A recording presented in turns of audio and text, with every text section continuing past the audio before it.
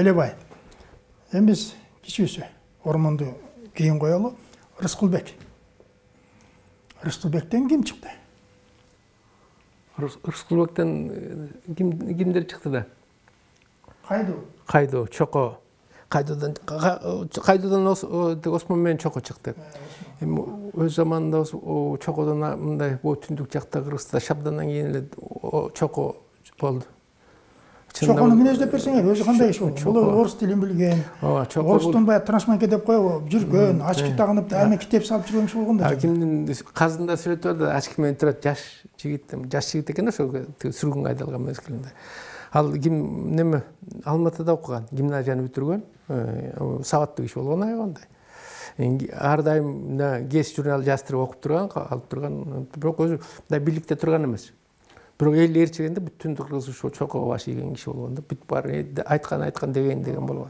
Баары эмне кылды десе аткарып турган. Чоконун кыйындыгынан съездерге катыштырышкан эмес. Анткени анын сөз өтүндү ол элди ээрчип кетет да. Анан 98-жылдары Казакстанга сүргүнгө айдалган да. 1-3 жылга жерге отуртуп ошо жанагы немесин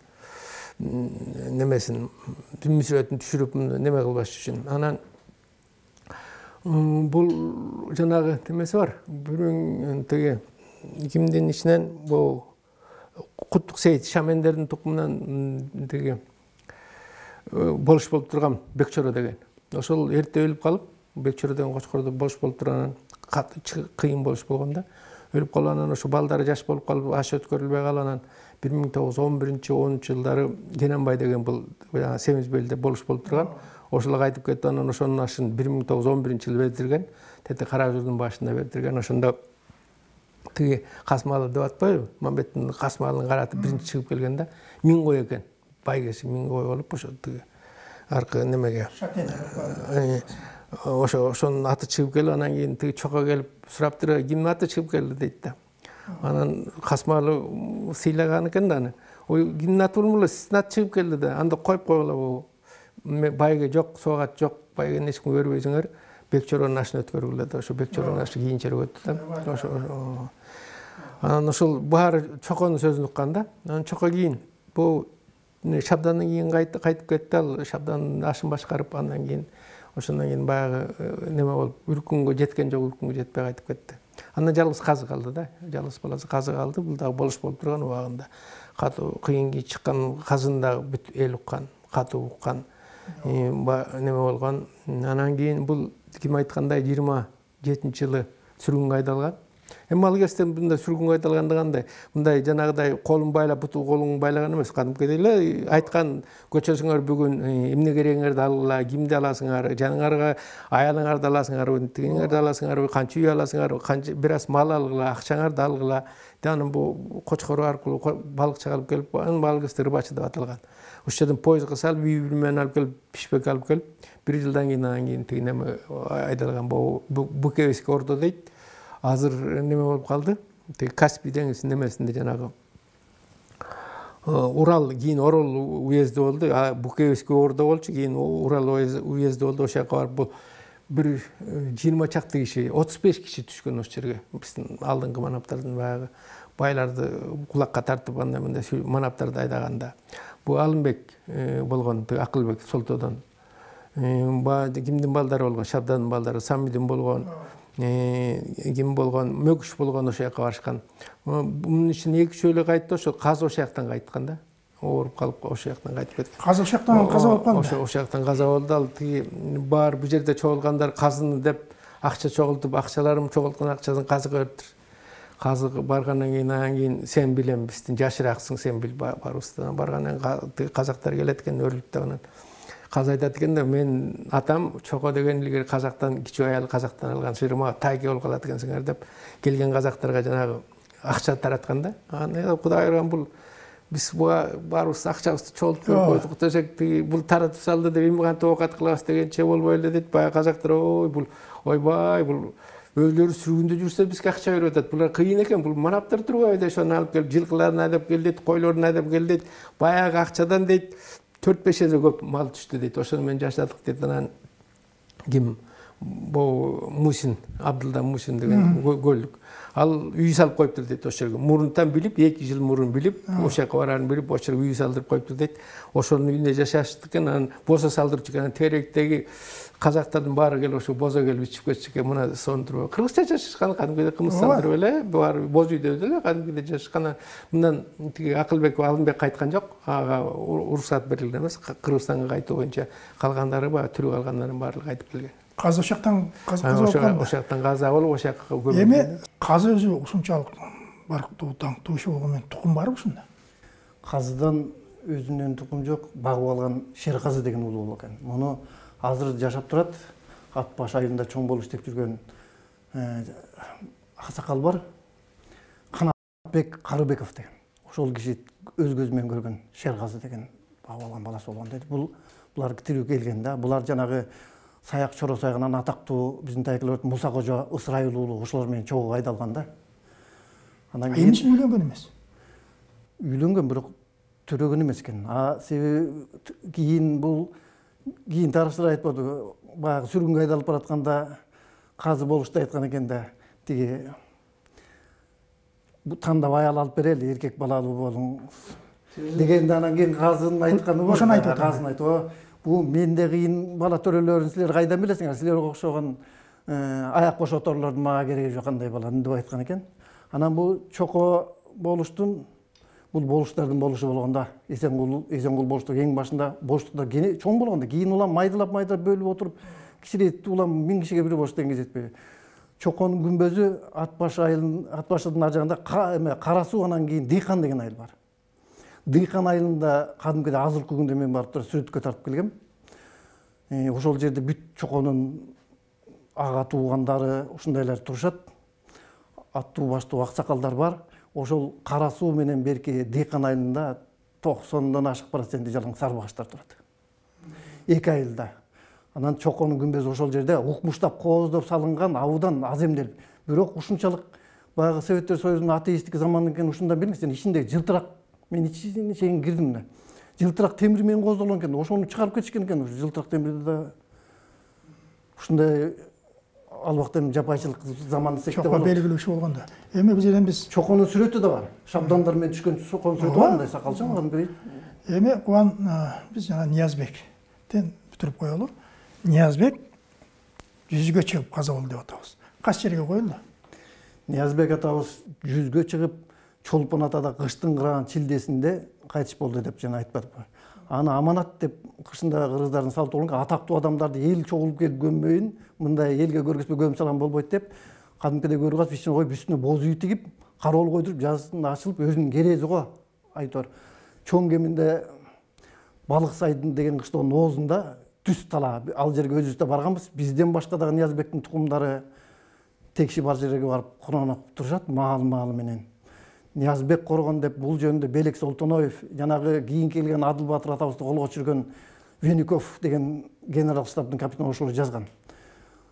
Эми Белек Солтоноевдун жазуусунда Ниязбек би өлгөндө бүткүл кыргыз казактын феодалдары чогулуп, Ормон хан элди жайлоого көчүрбөй туруп атасына күмбөз салдыр дейт. Күмбөздүн ээлеген орду 1,5 гектар жер, бийиктиги 3 кес дейт.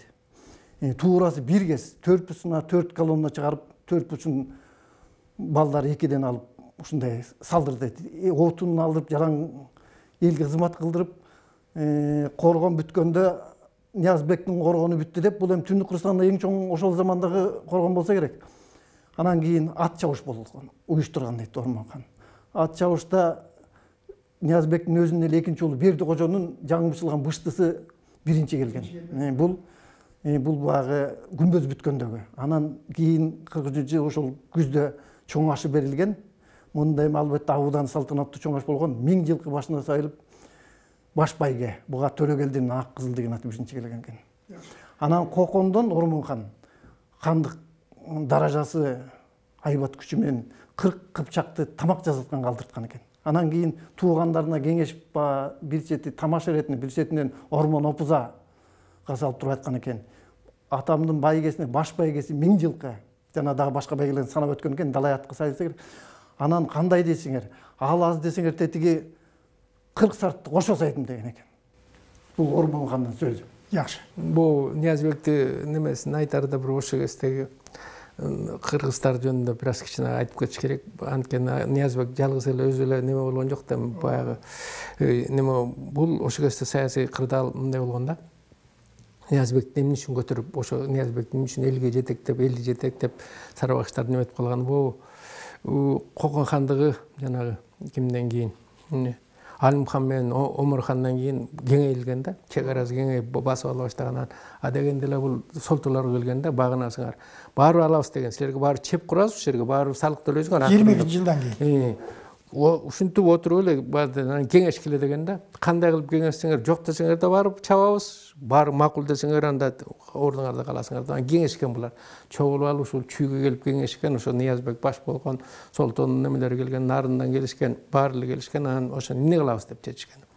Анан кийин туруштук бере алабызбы, күрөшөбүзбү, эмне кылабыз деп туруштук бере албай коюшкан. Анткени 1-2 жолу келгенде жана Канай башында тургандар жеңилип калышкан. Солтурлар чабылган, андай мындай чабылган. Анан кийин Ажыбек датка, ошо Мадайли хандын тушунда Ажыбек дат калган, Саруу, Алчыкенин уулу. Ал киши ошол жактан дат калгандан кийин буга табыштаганда, сен ошолорду көндүр туугандарыңа. Көндүр, бизге баш ийсин. Баары каяка жерди түнөгөсүн неметебиз да. Анан булар кой. Солтурлар чабылгандан кийин сарбагычтар бу немелер Иленин боюна көчүп кетишкен да. Кой, биз карабайбыз бар. Өзүктө карабайбыз да, ошо боюна көчүп кетишкен. Анан кийин Төлөөрдө өлгөндөн кийин бул кимди Эшкожо Канай, Эшкожо башкарып калган да. Анан бул эл оозунда айтылып калган сөз, ошо кезде эми мындай аттуу баштуу киши жок калганда жакшы кишилер, кыйын кишилер калбай калган. Анан неме дейт, ошол Күнтүү элинин жарымысы Ниязбек менен кетип калышкан. Биз карабайбыз депчи. Анан кийин бир күнү бул неме деген болгон, Жоо Басарда. Карга деген киши болгон. Эшкожо менен тең түш киши болгон, жашташ киши окшойт. Бир күнү Эшкожонун жолун тосуп туруп айткан экен да.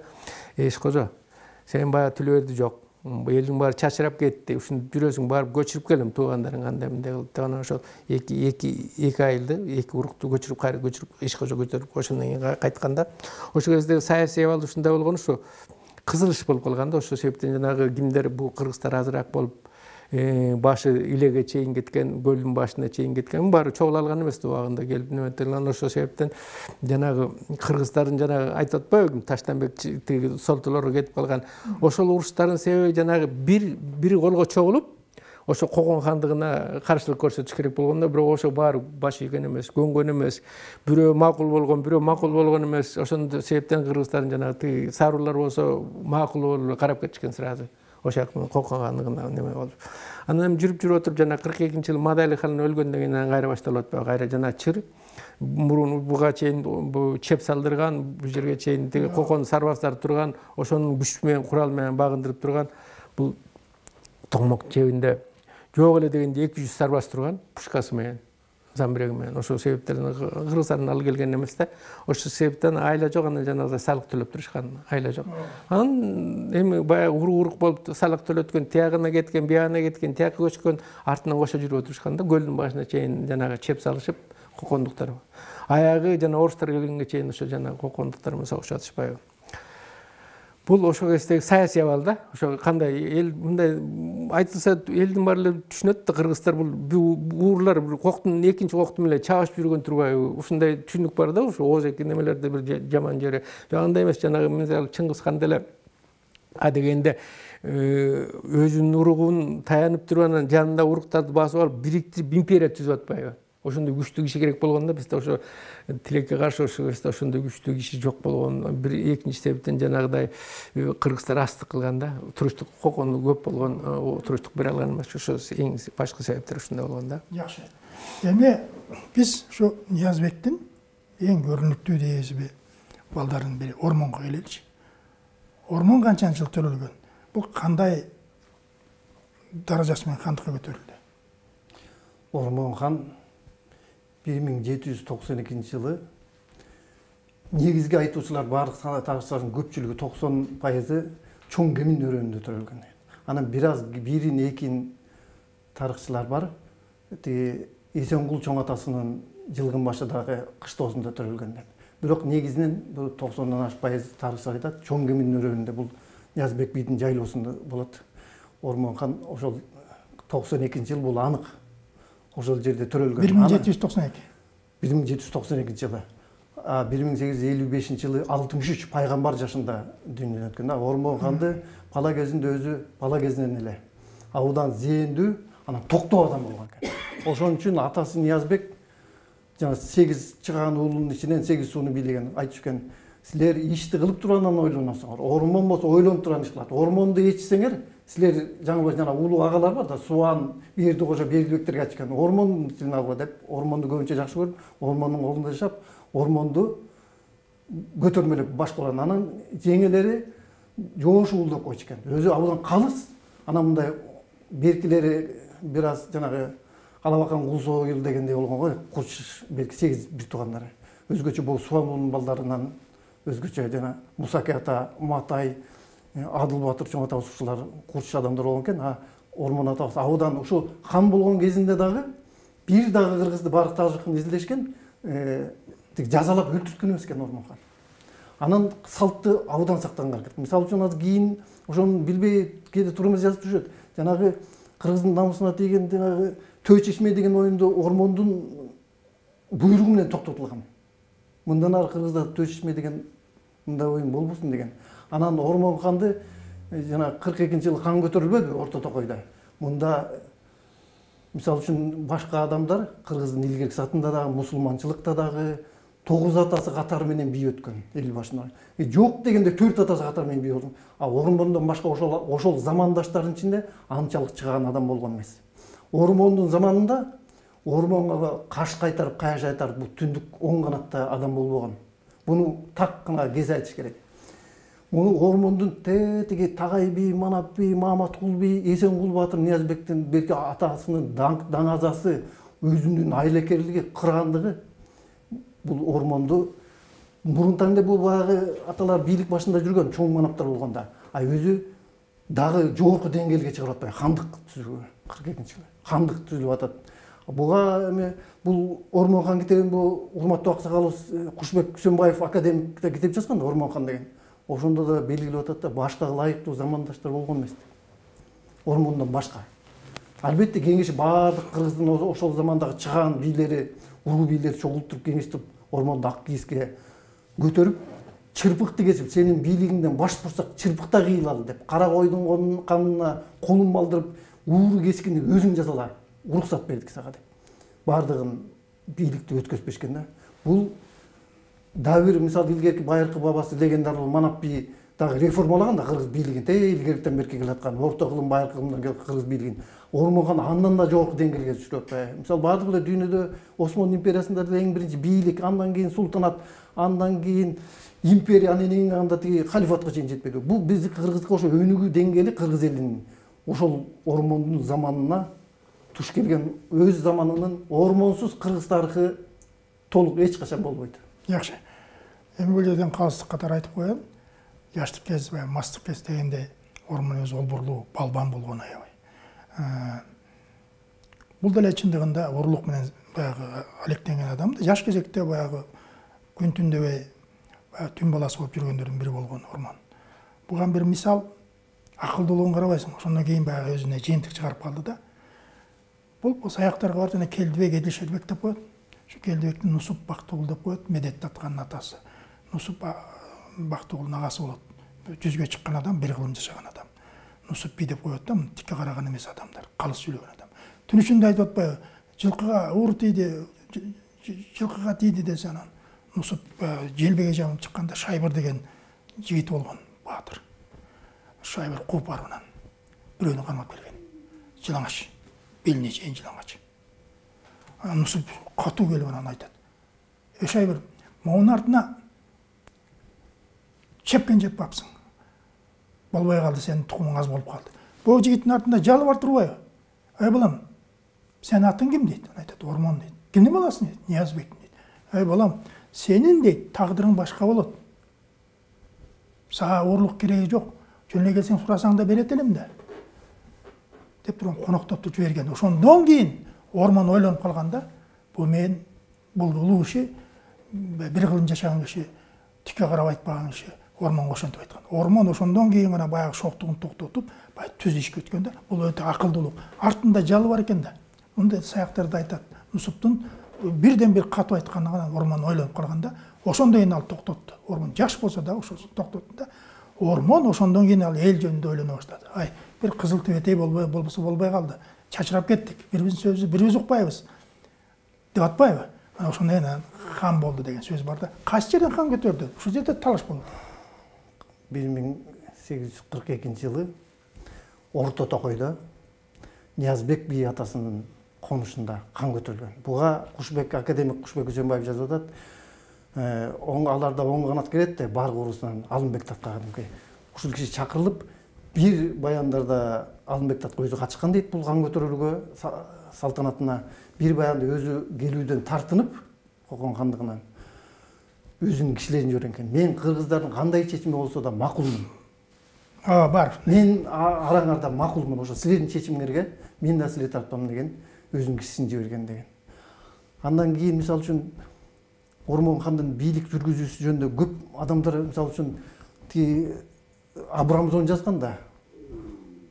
У истоков монархства деген бар, Беренштейн жазган бар.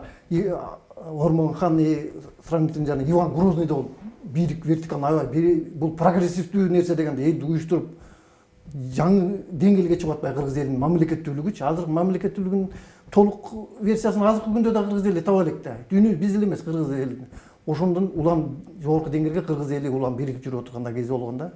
Анан бул биздин ардактуу академиябыз Бегималы Жамгырчынов, Кыргыз илимдер академиясынын президенти, бул эмгек жазып, ушул эмгек үчүн репрессия болгон да. Киргиз в эпоху Ормон хана деген, кыргыздар Ормон хандын заманында деген. Мына ушул жерден Ормон хандын ким экени билинип турбайбы? Кандай кыргыздар Ормон хан заманында кандай болгон? Саясат бул убакта геосаясат кандай болгон? Мисалы үчүн атасы Ниязбек би Кокондун баскынчылыгына каршы күрөшкөн. Ормон хан Орус империясынын баскынчылыгына каршы күрөшкөн. Анан кийин бизде баа кыргыз фольклорго кирип кетип, Ордодон чыккан оюн анан бугусар бар согуштуп, ал эч кандай аны эмес. Бул эл изилгертен куда сөөк, чай ичип чогуу жүргөн адамдар. Бул геосаясат, баскынчы адамдар, империялар бүткүл Кавказ, Сибирди басып алгандай эле кыргыз эл мындай майда хандыктарды акырын эле алып коет. Ошон үчүн бири-бирине каршы тукуруп толтурат. Ал жерден 1818-жылы эле булар тыңчыларын жиберип жанагы Казак Чокон Валихановдун эмне тайных агентах Российской империи среди дикокаменных киргизов деген Файзулла Ногаев, Галим Тагиров, Мухаммед Галим Тагиров деген ушулар келип 20 жылдай үгүт жүргүзүп кыргыздын. Бул Ормон хан ошо Орус империясына. Бул жана генерал-губернатор Гасфорд бул Ормон ханды заказчиги ошол болгондо. Бул Орус баскынынын биринчи курмандыгы Ормон хан болгон. Бул жерден дагы айтайлы. Бул Орусту бир жолу келгенде кийирип койгон. Ушуга бир мисал кетсең. Мындай да бул ушу немени биздин ожеки тарыхта айтып атканда көбүнчө уккандар ошол кездеги немени саясий абалды сөз караш керек да. Антпесе мындай как будто биз өзүбүз эле жашап жүргөндө ушул жерде көлдүн ичинде же болбосо Кочкордо же ушул немеде жашап жүргөндө болобуз. Ошол кезде саясий абал өтө курчуп чыккан. Жанагы неме айтып атпаймынбы? Ушул Ниязбектин тушунан баштап эле бул саясий абал курчуп болгон. Ким басып алат, ким күчтүү болот? Басып неметип турган, элдин баары коркуп турган да. Азыркыдай эмес эми азыр чек араң белгилүү. Ал кезде чек ара жок. Ким күчтүү болсо алып келип эле аскер менен кирип басып алган, чеп сала берген. Ошол жанагы ким эмне себептен ошо неме келип чыкты? Жанагыдай кан көтөрүү неме зарылчылык келип чыкты да. Ошол кезде анткени кыргыздар бирикпесек болбой турган көз жетип атат да. 1842-жылы Мадали тиги Насрулла келип туруп Кокон хандыгын чаап Мадали хандын башын алып атат. Ким болсо Ташкент болсо бизди Ташкент карап турган. Ташкенттин эки диванбеги бирөөсү ошол тегерегинде сайрамды немелерден салык алып турган. Кудайберди деген неме ушу илеге чейин салык жыйнап турган да. Күчтүү болушкан, бул сарбаздар келип ошол жака чейин келип турган. Тиги Хакимбек деген ушу диванбеги. Ошо жана Сайрам Түркстандан салык алып турган. Экөөнүн тең колунда күчтүү неме болгон да, сарбаздар болгон. Ошолор менен келип турган. Ошолор жана 42-жылы эмне себептен 42-жылы болуп калды? 42-жылы жанагыдай неме башталды да, окуя башталды да. Насрулла келип Коконду басты, Мадали хандын башын алды. Анын ордуна Ибарагым халал дегенди койду дагы кетти. Ташкент сразу баш тартты. Биз Коконго баш ийбез, өзүчө болобуз. Ошо кезде пайдаланып, мына кыргыздар эми эмне кылалы, кеңеш алалы, мынтип атат. 41-жылы 1841-жылы уже Кенесары хан болуп атат. Мындан 1 жыл мурун ошо жанагыдай уже көрүнүп атат да, алсырап бараткан кокогандыгы жанагыдай окуялар катуу болуп аткан. Ошол себептен эми ошол мезгилдерде анан кыргыздарга айла жок биригишке туура келди. Биякта Кытай турат, биягынан орустар келатат. Артында кокон. Анан кийин эми баягы бул жерде жанагы ким айткандай биринчи Горчаковдун тушунда генерал-губернатор Батыш Северин Горчаковдун тушунда башталган жанагы бул себеп бизге кызыккандын себеби Кытай соода жакшы болгон да. Кытай 1838-жылга чейин апиим алып турушкан да. Апиим күчтүү болгон да, эң баалуу болгон. Бүт апиимдер Кытайга агылып турган да. Ал жанагыдай жөнөкөй эле неме берки жанагы көпөстөр айтып атпайбыз. Баланча мат алып кеттик, анан баланча чай алдык, анан тигин алып кеттик. Мына жок, бул жана эң эле пайдалуусу бул ошо тиги кокондук соодагерлер Кара-Балтага түнөгөндө, түлөрдүн чын сырын ачканда бир чаначак апиим ошончо кайра тиги неме алып келебиз, жамбы алып келебиз. Ошо канча салмакта болсо ошончо кайра. Байын жөнөкөй ылдам жолдо да. Ошондуктан баары ташып баштаган бул 1838-жылы Кытай императору жапкан. Мындан ары апиимди сатууга тыюу салган да. Контрабанда болуп калган да. Естественно, кымбаттайт да, баасы кымбаттайт, баасы өсөт. Жана Файзулла Ноғоевдер, Тагировдер, ошолордун баары жанталашкан ошол себептен да. Бул жерге мисалы ким Чоңхон Валиханов өзү сүрөттөйт. Булар барбайт дейт, чек арага кирбейт дейт, Кытайга кирбейт дейт. Ошо жакын жерлерге эле келип, бир ошо көчмөндөрдүн үйүндө жашайт дейт. Тилерге кабар келет дейт, тигилер келип алып кетишет дейт. Ошо чаначы беле ошол жактан алып кетишет дейт. Ошону моон катуу болгон да. Ошол себептен 38-жылы жапкан жана Кытай императору немен апиимди. 42-жылы анги жандар ошо кайра ачтырыш үчүн согуш, биринчи апиим согушу башталган да. Анан Кытайды каратып, Пекинди каратып алып атпай. Ошол себептен анан ачылып, ошо жанагы бийлик талаш, Боронбай менен бир туугандар кудалар болуп атышат. Бирин бийлик талаш ошо себептен. Жана Файзулла отуруп алып кечке айтып атат да. Кечке үгүттүп атат. Ай сен эмне ормон Файзулла Ноғоевди кабыл албай болгон. Илен жанына 1851-жылы ормон көчүп атпайбы жана именно. Тиги баягы Илен жегине көчүп атат. 2 жыл жашап турган. Ошондо Файзулла келип разведка чалгынга келген да, кандай экенин билейин, эмне экенин билейин деп кабыл албай койгон. Кетирген. Ал түз эле Боронбайга барып, анан ормонду жамандап, сен ага баш ийип атасың деп жана бири-бирин уруштурган себеби ошол. Анан 1848-45-жылы Боронбай уже Кытайдын бийлигин кабыл алып атат, анан шарик алып атат. Жылына 10 жамбы айлык алып атат, макул болуп атат. 48-жылы кайра кимге Горчаковго барып кат жазып жиберип атат. Мен силердин башыңарга кол алыңар өтөйүн деп. Ошо ормондун өлөр алдында 1855-жылы октябрь айында, жок, июль айында Качыбек барып, анан ошо январь айында жана Куран кармап ант берип атпайбы? Ошондо мынтип айтат да. Ким? Тигилер орустардын жана премьерский турган өзү ким Гасфордтун өзү турган ошо мынтип айтканда, мынары сен биздин кол алыска өттүң. Мынары сенин душманың биздин душман, биздин душманың сенин душман. Ошондо Качыбек сразу айтат да, биздин биринчи душман ормон. Мына жанагы тиги татар Ноғой жанагы апиим сооданын баары ушу келип туруш жерге жетип атат. Анан биздин кыргыздар болсо экиден чагышып жатып калышты. Бул жерде бул китеп исторический архивный документы об Ормон-хане деген муну Жапаркул Аксакал Алматынын архивинен казып жүрүп таптырган. Мына бул жерде жазылып турат, мына орусча китеп бул. Письмо Боронбая Миңмурат уулу генерал-губернатору Западной Сибири деген. Бул жерде жазып атат өзүнчү. Жылы кайсы экен? 1844 году Бугинский манап Боронбай Миңмуратов обратился в Аягузский окружной пристав приказ следующим обращением дейт. Находящийся с давних лет в нашей волости по торговым делам из татар Тархан Файзулла Нагаев и казанский Мухаммед Галим Тагиров убедили нас перейти в русское подданство дейт. Ошо жанагы бул Файзулла ага дейин чуучакка ташып жүргөн апиимдичи, чуучак чөйчөк да. Кыргызча чөйчөк, орусча чуучак деп аталат, Кытайга караган. Ошо калып барып жүргөн. Ал Кытайды 1850-жылы жапкан. Ошол жерде жанагы торговый договор болгон. мындай болот. Ошо жабылгандан кийин бияк өтө баштаган. Кашкар жак ачык болгондо кымбатыраак болгон биякта. Урматтуу замандаштар, мен да айтып коеюн, ормон опуза дейбиз ооба. Ал жагы бар болчу. Замандын, учурдун баягы талабы ошондой болгонбу? Орманчындыгында эле катуу болду. Бирок ормондун акылдуулугу, айкөлдүгү ошол өзүнүн жасаган ишине билинип атат да. Мисалы үчүн булар жаңгарач менен баары менен абдан жакшы болгон. Солто элинин бийи. Бул солто арасында да бир андай аңыз сөздөр бар. Жаңгарачка Жаманкара баатыр көп баш ич эмес. Жаманкара баатырды билесиңер да, баш ич эмес. Анан тиги ким келип атпайбы? Ормон баягы конокко келип болсо жашап отурган жаңгарачтын айтканы бар экен дейт да, аңыз болуп калганда. Жаманкараны бирдеме кылбасаң болбойт, мага баш ийбей калды. Мен кайдан башкарам солто элин. Өйдө Жаманкара мага каршы чыгып атса. Мындай мааниде эми жогот дегенди айтты да. Эгерде мени солто элинин башчысы десең, Жаманкара мага каршы болуп атат. Сен ошону жогот дегендей мааниде айткан экен да. Ошондо ормондун айтканы бар экен. Коюң барбы деп. Бар. Койчуң барбы? Бар. Ошо койчуну алып ташта.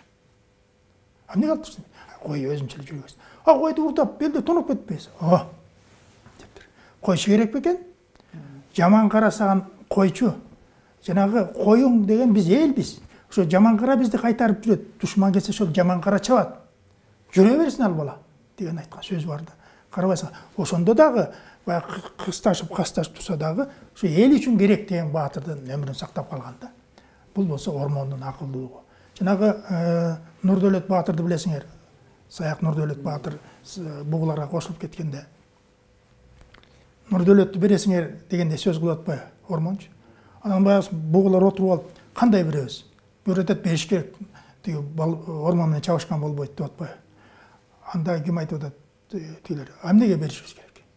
Нурдөлөт бизге келген, биз беребиз деп атпайбы. Ошондон Нурдөлөт анын өзү барбадыбы? Уктап жаткан жерине, ормондун өзүнө кирип барды да. Анан ормондун акылы айтканы бар экен. Чабышпайлы. Тынч жүрөлү. Момунда мен бир буурасы бар экен да, дайыма байланып турчу экен.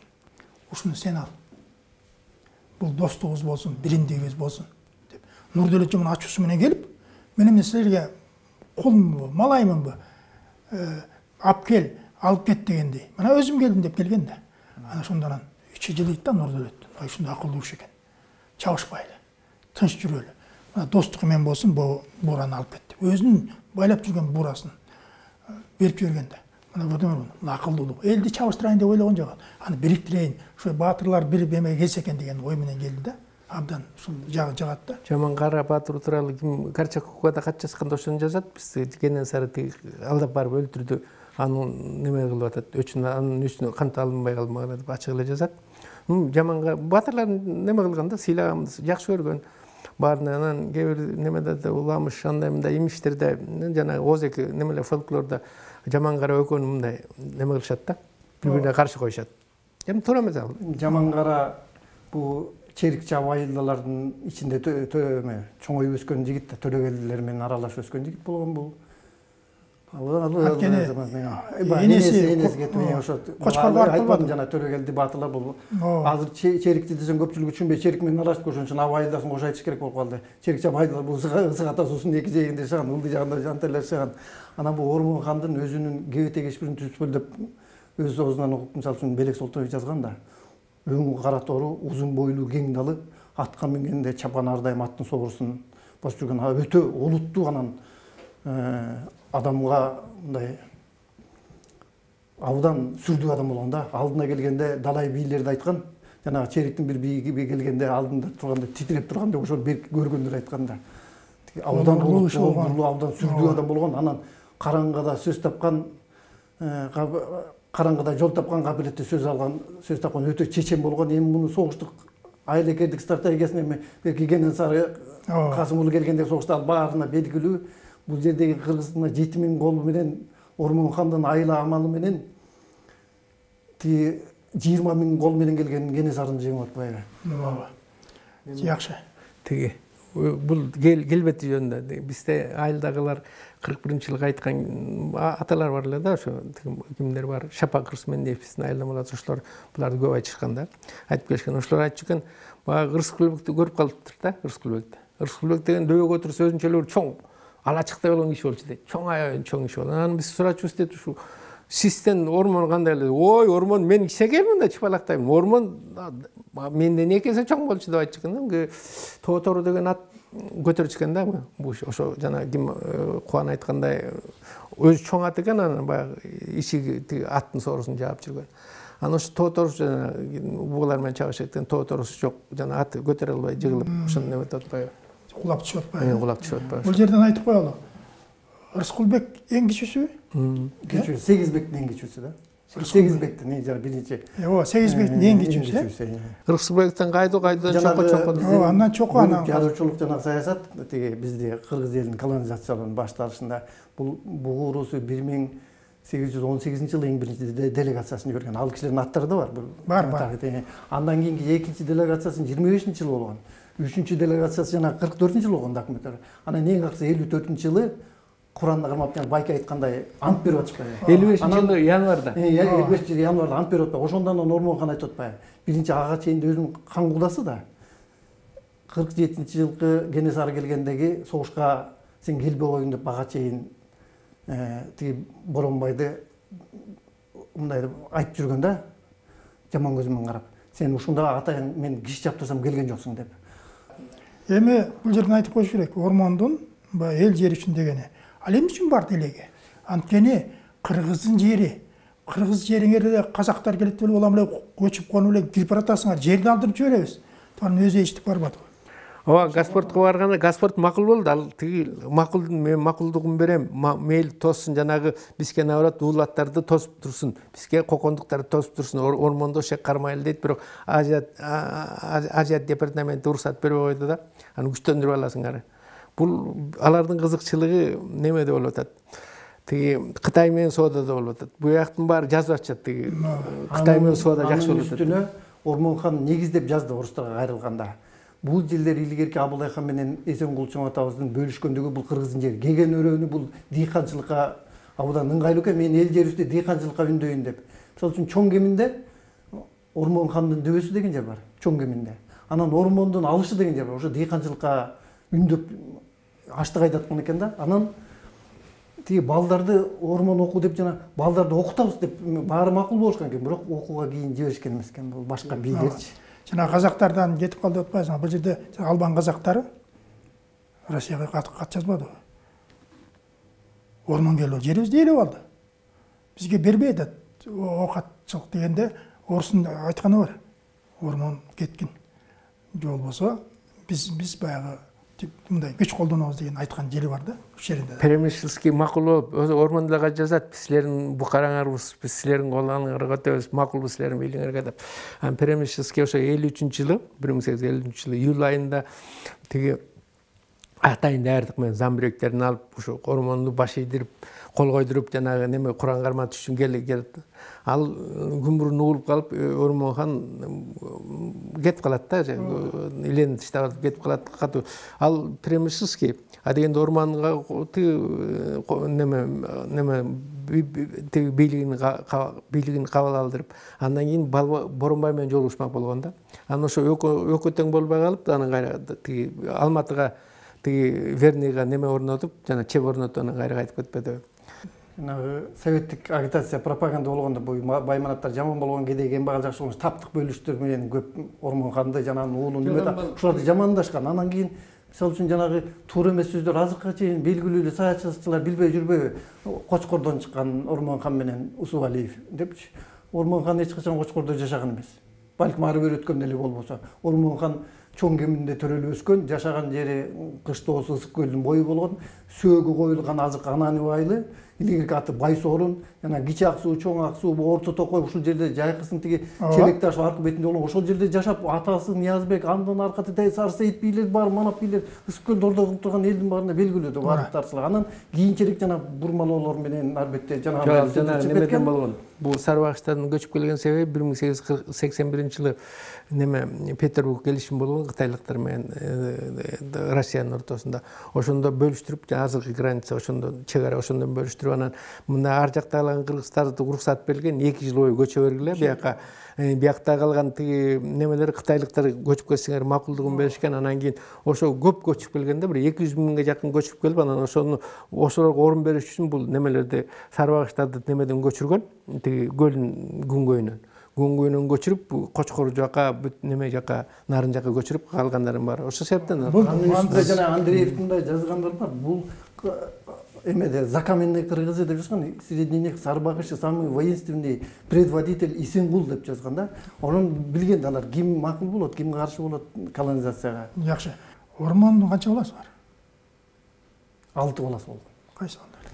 Эң улуу байбичеси Кусубалды апа, андан Үмүт аалы, Осмон аалы деген 2 баласы болгон. Осмон аалы бирок көпчүлүк билишпейт, Чаргын деп айтышат. Чаргын деп айтат. Чаргын деп айтат. Бирок өз аты Осмон аалы болгон. Андан кийинки аялынан аалы Бакал Үсөн деген болгон. Алы деген барбы? Бар. Ал киши кийин орус заманында сүргүнгө дайрылган киши болгон. Бакал Үсөн. Бакал Үсөн. Андан кийин баласы? Анан эң кичүү жана казак аялынан Сейилкан деген бул кадимки бул кинорежиссердин атасы деп атпайбы, Мелис Убекеевдин чоң атасы болот.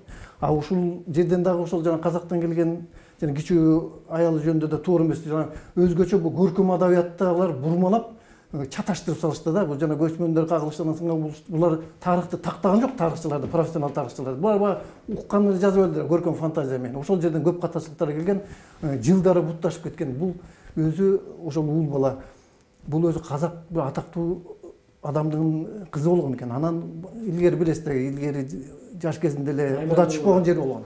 Куда түшүп койгон жеринде тиги жигит тиги кызга жаккан эмес экен. Жакпай анан кийин теңине албай аны, мен башка жерге кетем, анан кийин жана илгерки бир көз ачыктарга барса керек, барса мен түшүмдө ай кучактап жатырмын. Бул мен удалаган жерге мен барбайм, жакпайт десе, анда бул айланада Ормондон өткөн ай жок. Анда сен дейсиң, анан каякта жашайт, анда тиги баланча жерде жашайт, баланча өрөөндө. Дегенде анан жанына жана кызматкерлерин алып алып анан кийин жол тартып чыгат да. Жол тартып чыкканда бул кадимки саяк кетиреги бул Алыбек жасоол башы болгондо, Ормон хандын жасоол башчысы, мен айтканда ички иштер башкармалыгы деп коелу. Ошондой болгон. Анан ал болсо кайгыл чалып хандын ордосун ар дайым кайгыл чалып турган. Чалып келатканда анан кийин тиги кыз жана кызматкерлеринин алдынан чыгат да. Анан кимге келатасыз, кандай деп сурайт. Сураганда мен ушул жерде Ормон деген хан бар дейт. Мен ошого келдим деген. Эмне максат мен дегенде, барганда өзүм айтам деген. Анан бир кыргыздын, мен да кыргыздын бир чаган жигитим, эгер тиги турмушка чыгуу максатында болсо, жок мен Ормонго жолуктур дейт. Анан кийин албетте тиги алып келет. Алып келгенде анан өзүм айтат жанагы максатын. Анан Ормон нике кыдырып ошону алат. Аны да жанагы Качкынбай Осмонович көркөм адабиятта көчмөндөр кагылышында туура эмес жазып алган. Ал казактын кызы болгондо да аттуу баштуу кишинин кызы болгон. Андан Сейилкан жазып. Сейилкан өзү абудан комузчудан болгон экен. Комузчу болгон. Комузчу болуп кадимки Арыстанбек менен комузчу экен. Анан тукумдары өнөр болуп. Муса деген баласы биздин айылда ошо Муса деген баласы келип сабак берип окутуп калыптыр. Бул 40-50 жылдары мектепке мугалим болуп ошо музыкадан сабак берип комузчуга өтүп. Анан жанагы көбүнчө азыр жана Муса Баетовдун кээ бир немелери ошого аралашып кеткен дейт да. Ол тиги аябай. Сейилкандын баласы Мусабы? Муса. Муну Мусаны кээде Ормондун баласы катары беришет да. Сейилкандан Муса болсо. Сейилкандын баласы болгон да. Бул туура. 50-жылдары эле бул эле тиги азыр окуган балдар тирүү ошо окуткан балдар көрүп калганбыз дейт. Кадимкидей эле тиги немеде жана Бекшорон мектеби деп коет биздин айылдагы немеде. Жакшы. Урматтуу замандаштар, биз маяк куруп атканыбызга 1,5 сааттан ашты. Али болсо да баягы чет эле буздук дегендей.